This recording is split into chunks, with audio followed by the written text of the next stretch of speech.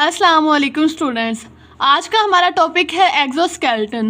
एक्सो का मतलब होता है बैरूनी और स्केलेटन ढांचा, यानी कि इसमें हम ऐसे एनिमल्स के बारे में पढ़ेंगे, ऐसे इनवर्टिब्रेट एनिमल्स के बारे में पढ़ेंगे जिनका ढांचा जिस्म के अंदर नहीं जबकि बाहर होता है। जैसा कि हमारा ढांचा जो हमारी हड्डियां वगैरह वो हमारे जिस्म के अंदर होती हैं, लेकिन एक्सोस्केलेटन रखने वाले एनिमल्स का जो ढांचा है वो उनके जिस्म के बाहर होता है। तो सबसे पहले एक्सोस्केलेटन की प्रॉपर्टीज़ को देख लेते हैं। सबसे पहले इसकी प्रॉपर्टी ये है कि ये अनर्ट होता है, यानी कि नॉन लिविंग होता है। अनर्ट या नॉन लिविंग। नॉन लिविंग होने की वजह से ये हार्ड भी होता है, क्योंकि नॉन लिविंग चीज़ें जो है वो ज़्यादातर हार्ड होती हैं, इसलिए एक्सोस्केलेटन भी हार्ड होता है। और ये इसलिए भी हार्ड होता है क्योंकि इसने उन्हें प्रोटेक्शन फ्राहम करनी होती है। जैसे इंसेक्ट्स वगैरह में एक्सोस्केलेटन होता है, ये उनकी जिल्द के बाहर होता है, तो इसने इंसेक्ट्स वगैरह को हिफाजत फ्राहम करनी होती है, जिसकी वजह से ये हार्ड भी होता है। फिर आगे एक्सोस्केलेटन की लेयर्स होती हैं, 2 लेयर्स होती हैं इसकी। बैरूनी लेयर को कहते हैं एपिक्यूटिकल। एपिक्यूटिकल ये एपिक्यूटिकल जो है ये वैक्सी लिपोप्रोटीन की बनी हुई होती है। Is made of vaccine lipoprotein. चूंकि ये वैक्सी होती है, यानी कि चूंकि ये वैक्सी लिपोप्रोटीन की बनी हुई होती है और वैक्स जो है वो चिपचिपी होती है, इसलिए ये इंसेक्ट्स वगैरह को अंदर नहीं जाने देती, उनके लिए एक रुकावट बनती है, स्किन के अंदर नहीं जाने देती और उनसे हिफाजत फ्राहम करती है। दूसरी इसकी लेयर है प्रोक्यूटिकल, एपिक्यूटिकल के नीचे होती है, और ये जो प्रोक्यूटिकल है ये काइटिन, पॉलीसेकेराइड्स और दूसरी चंद प्रोटीन्स का बना हुआ होता है। इट इज़ मेड ऑफ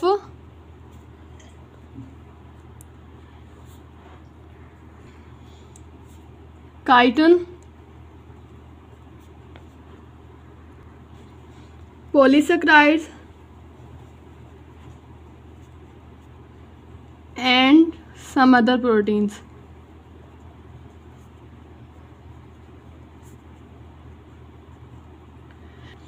फिर इसे मज़ीद हार्ड किया जाता है स्क्लेरोटाइजेशन से। स्क्लेरोटाइजेशन एक बायोकेमिकल प्रोसेस है जिसमें शेल को स्क्लेरोटिन के ज़रिए मज़ीद हार्ड किया जाता है। इट इज़ फर्दर यानी कि मज़ीद हार्डन्ड बाय स्क्लेरोटाइजेशन।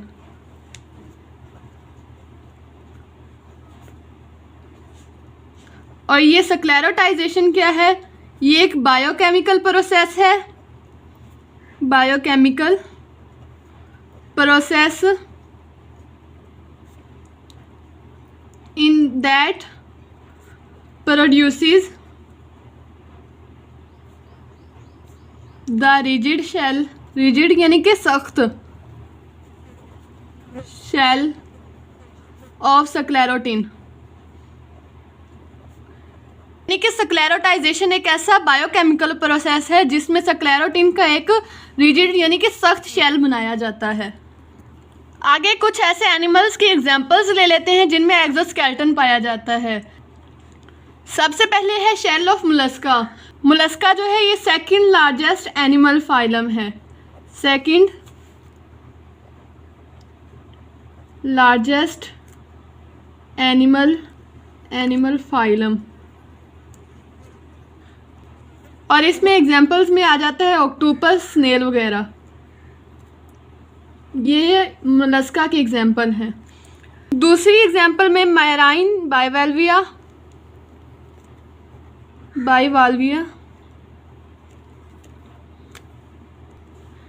जिसमें ऑयस्टर्स वगैरह आ जाते हैं। और थर्ड इसकी एग्जांपल में आर्थ्रोपोड्स आ जाते हैं,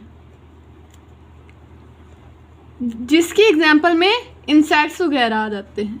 यानी कि ये जो इनवर्टिब्रेट एनिमल्स मैंने बताए हैं इन सब में एक्सोस्केलेटन पाया जाता है, और इन सब में जो सबसे कम्प्लेक्स एक्सोस्केलेटन पाया जाता है वो आर्थ्रोपोड्स में होता है। सबसे कम्प्लेक्स यानी कि पेचीदा एक्सोस्केलेटन। हम आर्थ्रोपोड्स के एक्सोस्केलेटन के बारे में पढ़ लेते हैं। आर्थ्रोपोड्स में ज़िंदा रहने और शेल के अंदर ग्रो करने के लिए बहुत सारी अडॉप्टेशंस होती हैं। सबसे पहले इनका जो एक्सोस्केलेटन है वो नीचे की तरफ इन्वेजिनेट हो जाता है, यानी कि धंस जाता है, यानी कि अंदर वाली साइड पर फोल्ड हो जाता है। फोल्ड होके वो रिजिस और बार्स बना लेते हैं मसल अटैचमेंट के लिए, यानी कि वो इस तरह करके अंदर वाली साइड पे फोल्ड हो जाता है और फिर मसल अटैचमेंट के लिए वो रिजिस और बार्स बना लेते हैं। It इन्वेजिनेट्स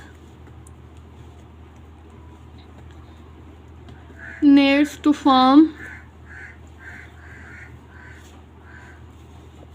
रिजिस and bars for muscle attachment. फिर ये अपने एक्सोस्केलेटन में जॉइंट्स बना लेते हैं और जिस जगह पे जॉइंट्स बने होते हैं वहाँ से इनका एक्सोस्केलेटन बहुत नरम हो जाता है और जिसके नतीजे में ये हरकत करते हैं, यानी कि they form joints in exoskeleton. और जिस जगह पे ये जॉइंट्स बने हुए होते हैं वहाँ से इनका एक्सोस्केलेटन बहुत नरम और फ्लेक्सिबल होता है, जिसकी वजह से ये हरकत करते हैं। एक और मॉडिफिकेशन इनमें ये है कि इनके साथ सेंसरी रिसेप्टर्स जुड़े होते हैं जिन्हें सेंसिला कहा जाता है। Sensory receptors called sensilla. Receptors जो होते हैं ये सिग्नल को डिटेक्ट करते हैं और इन्हें ब्रेन तक भेजते हैं। Detect signals and send them to brain. ये जो सेंसरी रिसेप्टर्स हैं इनका काम ये होता है कि इन्वायरमेंट के बारे में लर्न करने में हेल्प करते हैं। Help to learn about environment. ये एक्सोस्केलेटन चूँकि हार्ड होता है इसलिए ये इंसेक्ट्स वगैरह को या जिन एनिमल्स के ऊपर ये एक्सोस्केलेटन होता है उन्हें बचाता है और उन्हें खुश्क होने से भी बचाता है। इस एक्सोस्केलेटन में एक डिफ़िकल्टी ये होती है कि एनिमल्स इसके अंदर सही से ग्रो नहीं हो पाते, इसलिए एनिमल्स जो है वो पुराना शेल गिरा देते हैं और एक और नया शेल बना लेते हैं जो कि साइज़ में बड़ा होता है। इस पुराने शेल को गिराना और एक और नया शेल बनाना क्या कहलाता है? एक्डाइसिस या फिर मोल्टिंग। यहाँ पे हम एक्डाइसिस के स्टेजेस पढ़ेंगे कि वो किस किस तरह अपना पुराना शेल जो है वो गिराते हैं और उसकी जगह एक और नया शेल बनाते हैं। सबसे पहले तो एंजाइम्स उनकी हाइपोडर्मल लेयर से खारिज होते हैं। हाइपोडर्मल लेयर स्किन के नीचे जो लेयर होती है उसे कहते हैं। इनमें एक्सोस्केलेटन होता है इसलिए एक्सोस्केलेटन के नीचे जो लेयर होगी उसे हाइपोडर्मल लेयर कहेंगे।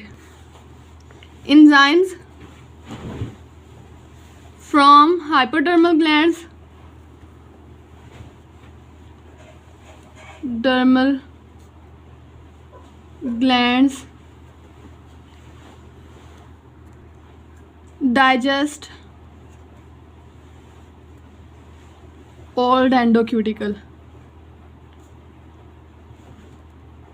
एंडोक्यूटिकल प्रोक्यूटिकल की एक लेयर है। तो जो एंजाइम्स हाइपोडर्मल ग्लैंड्स से सीक्रेट होते हैं वहाँ से खारिज होते हैं, वो जो ओल्ड एंडोक्यूटिकल होती है उसे डाइजेस्ट करना शुरू कर देते हैं ताकि उसकी जगह एक और नया शेल बनाया जा सके। इस डाइजेशन की वजह से हाइपोडर्मिस और एक्सोस्केलेटन एक दूसरे से अलग अलग हो जाते हैं, क्योंकि एक्सोस्केलेटन के नीचे हाइपोडर्मिस होती है। फिर जब एंडोक्यूटिकल उनके दरमियान से ख़त्म हो जाएगी, वो डाइजेस्ट हो जाएगी, इस वजह से हाइपोडर्मिस और एक्सोस्केलेटन एक दूसरे से अलग-अलग हो जाएंगे। It separates exoskeleton and hypodermis. फिर इसके बाद न्यू प्रोक्यूटिकल और एपिक्यूटिकल फॉर्म होना शुरू हो जाएंगे ताकि नया शेल बनाया जा सके। New procuticle and epicuticle. Procuticle and epicuticle दोनों एक्सोस्केलेटन की दो लेयर्स हैं। तो फिर ये दोनों जब फॉर्म होंगी तो मतलब एक्सोस्केलेटन ही बन रहा है, आर फॉर्म्ड। ओल्ड एक्सोस्केलेटन है वो स्प्लिट हो जाती है, यानी कि टूट जाती है और फिर उसमें सुराख बनना शुरू हो जाते हैं। Old exoskeleton split and pores यानी कि सुराख आर फॉर्म्ड। उसके बाद फाइनली जो न्यू एक्सोस्केलेटन बना हुआ होता है चूँकि वो शुरू शुरू में नरम होता है, फिर उसे हार्ड किया जाता है कैल्शियम कार्बोनेट की डिपोजिशन से, यानी कि कैल्शियम कार्बोनेट वहाँ पे जाके जमा हो जाएगा, जिसकी वजह से न्यू एक्सोस्केलेटन हार्ड हो जाएगा। न्यू एक्सोस्केलेटन इज हार्डन्ड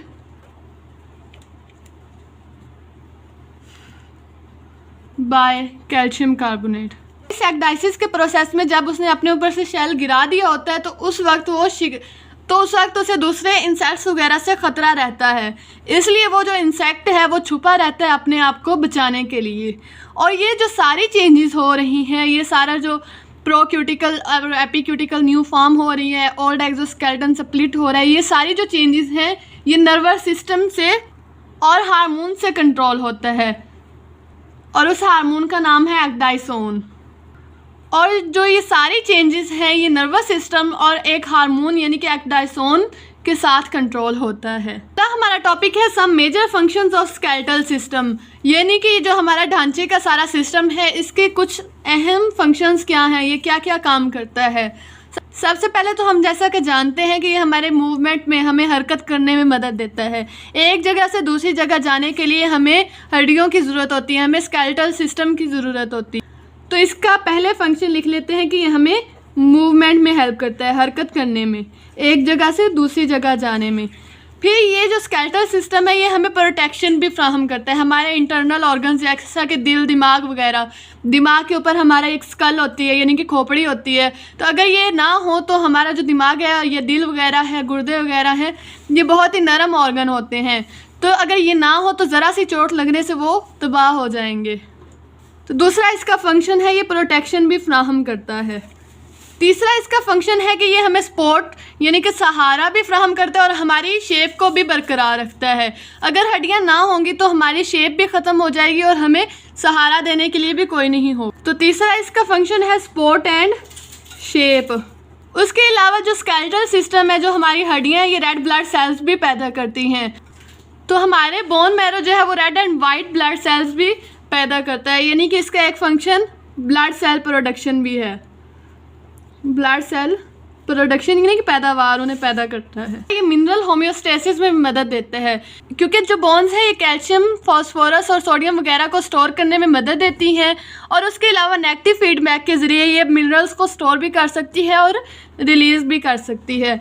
यानी कि स्केलेटल सिस्टम का एक और फंक्शन है मिनरल होम्योस्टेसिस। मिनरल होम्योस्टेसिस यानी कि मिनरल्स वगैरह को बरकरार रखना। देख लेते हैं कि आज के लेक्चर में हमने क्या पढ़ा। सबसे पहले एक्सोस्केलेटन, एक्सो का मतलब होता है बैरूनी और स्केलेटन ढांचा, यानी हमने उन एनिमल्स के बारे में पढ़ा जिनका ढांचा उनके जिस्म के बाहर होता है, यानी कि इंसेक्ट्स वगैरह। तो सबसे पहले एक्सोस्केलेटन की प्रॉपर्टीज़ के बारे में पढ़ा कि ये इनर्ट होता है, नॉन लिविंग होता है, उसके अलावा ये हार्ड होता है, और इसकी जो दो लेयर्स होती हैं वो कौन कौन सी होती हैं, एपिक्यूटिकल और प्रोक्यूटिकल। जो है वो वैक्सी लिपोप्रोटीन की बनी हुई होती है, जो कि ये वैक्सी होती है इसलिए ये इंसेक्ट्स वगैरह के लिए एक बैरियर के तौर पर काम करती है। ये वैक्सी लिपोप्रोटीन की बनी हुई होती है इसलिए ये माइक्रो ऑर्गेनिजम्स और वाटर के लिए एक बैरियर के तौर पर काम करती है, यानी कि एक रुकावट होती है उनकी। उसके आगे है प्रोक्यूटिकल, ये काइटिन, पॉलीसेकेराइड्स और दूसरी चंद प्रोटीन की मिलकर बनी हुई होती है, और इसे स्क्लेरोटाइजेशन के ज़रिए मज़ीद हार्ड किया जाता है। स्क्लेरोटाइजेशन जो है वो एक बायोकेमिकल प्रोसेस है जिसमें एक स्क्लेरोटिन का रिजिड शेल यानी कि सख्त शेल बनाया जाता है। आगे हमने एक्सोस्केलेटन की चंद एग्जांपल्स पढ़ी कि ये किन किन में होता है। शेल ऑफ मोलस्का, कि शेल उनका बैरूनी जो खोल होता है ये एक्सोस्केलेटन होता है मोलस्का का। तो मोलस्का जो है वो सेकंड लार्जेस्ट एनिमल फाइलम है। एग्जांपल्स में ऑक्टोपस, स्नेल वगैरह आ जाते हैं, यानी कि जो ऑक्टोपस और स्नेल है ये मोलस्का की एग्जांपल्स हैं। दूसरी इसकी एग्जांपल है मैराइन बाइवेल्विया, जैसा कि ऑयस्टर्स वगैरह, तो इनमें भी एक्सोस्केलेटन पाया जाता है। तो तीसरी इसकी एग्जांपल है आर्थ्रोपोड्स, जैसा कि इंसेक्ट्स वगैरह। और जो आर्थ्रोपोड्स का एक्सोस्केलेटन होता है वो बहुत ही कम्प्लेक्स यानी कि पेचीदा एक्सोस्केलेटन होता है। आगे हमने एक्सोस्केलेटन इन आर्थ्रोपोड यानी कि आर्थ्रोपोड्स के जो अंदर एक्सोस्केलेटन होता है उसके बारे में पढ़ा। एक्सोस्केलेटन जो जो आर्थ्रोपोड्स का एक्सोस्केलेटन होता है वो नीचे की तरफ धंस जाता है ताकि मसल उसके साथ अटैच हो सके। और एक्सोस्केलेटन में जिस जगह पे ये जॉइंट्स बने हुए होते हैं वहाँ से एक्सोस्केलेटन जो होता है वो बहुत ही नरम और फ्लेक्सिबल होता है, तो जो उन्हें हरकत करने में मदद देता है। फिर है कि इनमें सेंसरी रिसेप्टर्स भी होते हैं जिन्हें सेंसिला कहा जाता है। जो रिसेप्टर्स हैं ये सिग्नल्स को डिटेक्ट करते हैं और उन्हें ब्रेन तक पहुंचाते हैं। और जो सेंसरी रिसेप्टर्स हैं ये हमें एनवायरनमेंट के बारे में लर्न करने में मदद देते हैं। और ये एक्सोस्केलेटन में एक प्रॉब्लम ये होती है कि इसके अंदर एनिमल जो है वो अपनी ग्रोथ नहीं कर सकते, इसलिए एनिमल जो है वो अपना पुराना शेल गिरा देते हैं और उसकी जगह एक नया शेल बना लेते हैं, और इस प्रोसेस को कहते हैं एक्डाइसिस या मोल्टिंग। आगे हमने एक्डाइसिस के स्टेप्स पढ़े। सबसे पहले हाइपोडर्मल ग्लैंड्स जो हैं वहाँ से हाइपोडर्मल ग्लैंड्स में से जो एंजाइम सीक्रेट होते हैं वो एंडोक्यूटिकल को डाइजेस्ट करना शुरू कर देते हैं। हाइपोडर्मल होता है यानी कि इनके जो एक्सोस्केलेटन के नीचे लेयर होती है उसे हाइपोडर्मल लेयर कहते हैं, और उसके अंदर जो मौजूद ग्लैंड्स होते हैं वो एंजाइम्स को खारिज करते हैं। जो ओल्ड एंडोक्यूटिकल, ये एंडोक्यूटिकल प्रोक्यूटिकल की एक लेयर है, उसे डाइजेस्ट करना शुरू कर देते हैं। यानी कि एक्सोस्केलेटन जो है वो हाइपोडर्मिस, उनकी जो जिल्द है उससे अलग हो जाता है। उसके बाद फिर नई प्रोक्यूटिकल और एपिक्यूटिकल बनती हैं, और जो ओल्ड एक्सोस्केलेटन है वो टूट जाता है और उसमें सुराख बन जाते हैं। फिर जो नया एक्सोस्केलेटन बना हुआ होता है उसे कैल्शियम कार्बोनेट की डिपोजिशन से ज़्यादा हार्ड किया जाता है, यानी कि कैल्शियम कार्बोनेट वहाँ पे जाके जमा हो जाते हैं, जिसकी वजह से नया जो एक्सोस्केलेटन है वो मज़ीद हार्ड हो जाता है। आगे हमने पढ़ा कि स्केलेटल सिस्टम के सब मेजर फंक्शंस क्या हैं।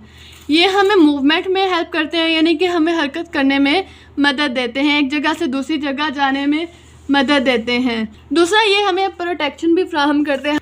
हमारे जो इंटरनल ऑर्गन्स होते हैं जैसा कि दिल, दिमाग, गुर्दे जो बहुत ज़्यादा नरम होते हैं और ज़्यादा चोट बर्दाश्त नहीं कर सकते, ये उन्हें प्रोटेक्शन वगैरह फ्राहम करते हैं। तीसरा, इनका काम ये है कि सपोर्ट और शेप फ्राहम करते हैं, यानी कि हमें सहारा फ्राहम करते हैं और उसके अलावा हमारी शेप को बरकरार रखते हैं। उसके अलावा ये ब्लड सेल भी पैदा करते हैं। जो बोन्स के अंदर बोन मैरो होता है वो वाइट ब्लड सेल्स और रेड ब्लड सेल्स दोनों पैदा करता है, यानी कि स्केलेटल सिस्टम का एक काम ब्लड सेल प्रोडक्शन भी है। उसके अलावा ये मिनरल होम्योस्टेसिस यानी कि मिनरल्स को बरकरार रखता है। जो हमारी बोन्स हैं वो नेगेटिव फीडबैक के ज़रिए मिनरल्स को ले भी सकती हैं और रिलीज़ भी कर सकती हैं, इस तरह ये मिनरल्स को बरकरार रखते हैं। उम्मीद है आपको इस लेक्चर की समझ आ गई होगी। मिलते हैं एक नए लेक्चर में, तब तक के लिए